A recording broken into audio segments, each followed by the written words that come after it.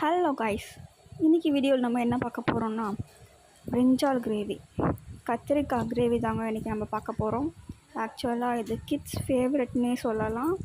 அந்த அளவுக்கு கிட்ஸ் விரும்பி சாப்பிடுவாங்க. ஓகே ஓகே ஓகே ஓகே நமக்கு இப்போ பேச எதுவும் டைம் இல்லாத காரணத்தினால் வீடியோவை சீக்கிரம் ஸ்டார்ட் பண்ணிடலாம். ஓகே, லைட்டாக ஒரு 3 ஸ்பூன் எண்ணெயை விட்டு கடுகு, சீரகம், சோம்பு இவங்க 3 பேரும் ப்ரௌனிஷ் கலரில் வர வரைக்கும் வெயிட் பண்ணிட்டு நெக்ஸ்ட்டு என்ன ஆட் பண்ணோன்னா ஒரு 5 பல்லு பூண்டு ஆட் பண்ணோம். பூண்டு ஆட் பண்ணிவிட்டு அவனும் லைட்டாக ப்ரௌனிஷ் கலரில் வருவான்ல, அந்த சமயத்தில் நம்ம என்ன பண்ணணுன்னா வெங்காயத்தை ஆட் பண்ணோம். ஓகே,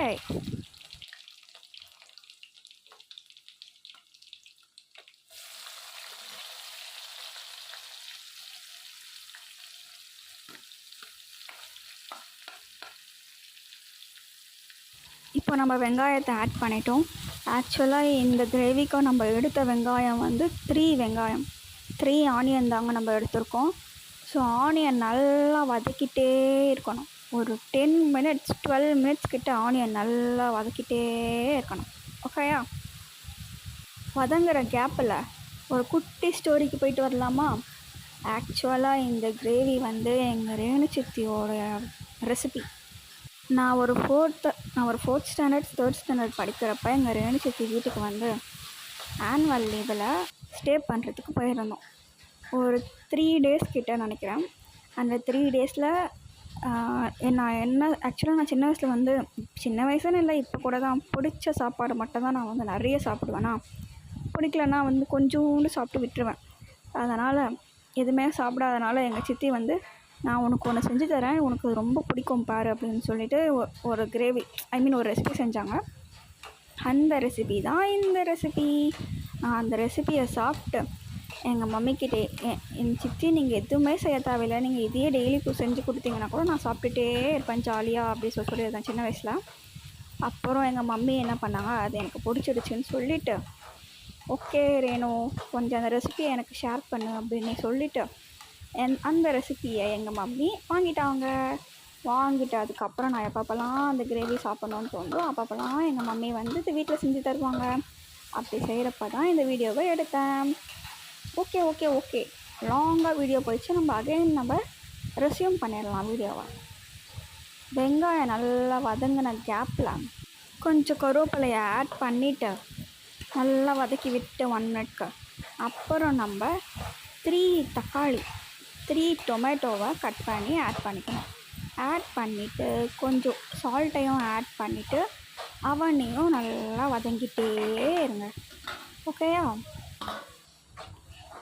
தக்காளி வதங்காது அவ்வளோ சீக்கிரத்தில். அதனால் நம்ம என்ன பண்ணணுமோ உப்பை கொட்டிட்டு உப்பை லைட்டாக ஒரு ஸ்பூனுக்கு ஆட் பண்ணிவிட்டு க்ளோஸ் பண்ணிவிட்டு நம்ம எடுத்துக்கிட்டே இருந்தோம்னு வைங்க, தக்காளி வதங்கிடும். அதுக்கப்புறம் எங்கள் மம்மி பண்ணுறாங்க பார்த்தீங்களா, நல்லா ஸ்மாஷ் பண்ணிகிட்டே இருக்கணும். தக்காளியை ஸ்மாஷ் பண்ணிகிட்டே இருந்தோன்னா தக்காளியில் இருக்க தண்ணி, அந்த சாரெல்லாம் வெளியே குழம்புக்கு நிறைய டேஸ்ட் கொடுக்கும். ஆனால் எப்பவுமே தக்காளி தான் ஸ்மாஷ் பண்ணுவாங்க, அதே மாதிரி ஸ்மாஷ் பண்ணிகிட்டே இருங்க. ஓகே ஓகே ஓகே ரொம்ப ஆட் பண்ணுறோனோ, என்ன பண்ணுறது, பழகிடுச்சே.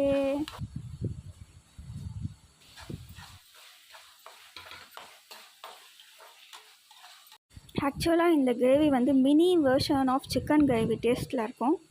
அதனால் நான்வெஜ் செய்யாத சமயத்தில் இந்த சிக்கன் இந்த பிரிஞ்சால் கிரேவியை உங்கள் குழந்தைங்களுக்கு, கிட்ஸ்க்கு செஞ்சு கொடுங்க. விரும்பி சாப்பிடுவாங்க, ரொம்ப ரசித்து சாப்பிடுவாங்க.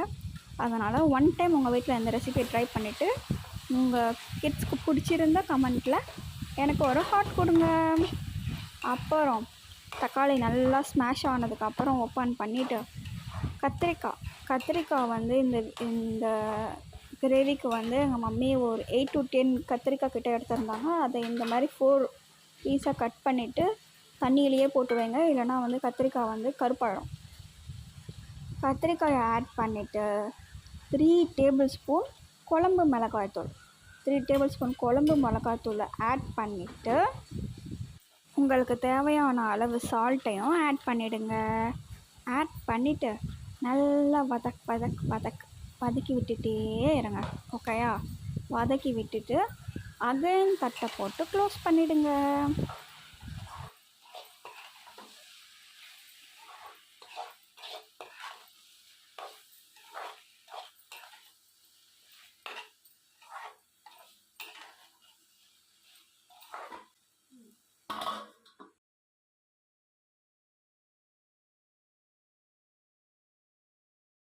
இந்த டைம் தட்டை ஓப்பன் பண்ணி பார்த்தீங்கன்னா லைட்டாக எண்ணெயோட அந்த குழம்பு மிளகாத்தூள், தக்காளியோடைய அந்த சாறு எல்லாம் இறங்கி கொதிச்சுன்னு இருக்கும். அந்த கேப்பில் இன்னும் நல்லா கலக்கி விட்டுட்டே இருங்க. ஏன்னா நம்ம கத்திரிக்காய் வந்து அவ்வளோ சீக்கிரத்தில் வேக மாட்டோம்.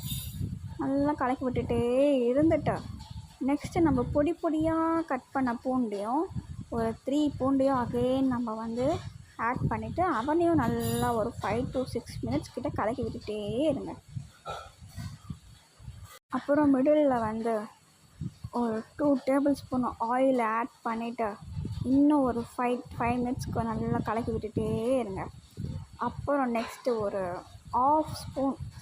ஆஃப் கிளாஸ் வாட்டரையும் லைட்டாக ஆட் பண்ணிவிட்டு இன்னும் கொஞ்சம் நேரம் கலக்கி விட்டுட்டே இருந்தீங்கன்னு வைங்க, நம்மளுடைய பிரிஞ்சால் கிரேவி ரெடி.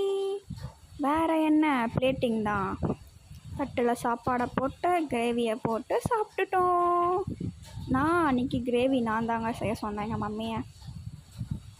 நல்லா ஜாலியாக சாப்பிட்டேன். என்ன பண்ணுறது, சரவணா ஸ்டோர் ஷாப்பிங் போயிட்டு வந்துட்டேன்னா அன்றைக்கி என்னால் சாப்பிடவே முடியலை. அப்புறம் ஷாப்பிங் போயிட்டு வந்துட்டு நல்லா ஒரு கட்டுன்னு கட்டிட்டேன் கைஸ். நீங்களும் நல்லா உங்களுக்கு இந்த ரெசிபி உங்களுக்கு பிடிச்சிருந்தா எனக்கு என்ன சொல்லுவேன், கமெண்ட்டில் உங்களுடைய க்யூட் லிட்டில் ஆர்ட்டை ஷேர் பண்ணுங்கள். அண்ட் தென் உங்களுடைய ஃப்ரெண்ட்ஸ்க்கு ஷேர் பண்ணி சப்போர்ட் பண்ணுங்கள், சப்ஸ்கிரைப் பண்ணுங்கள்.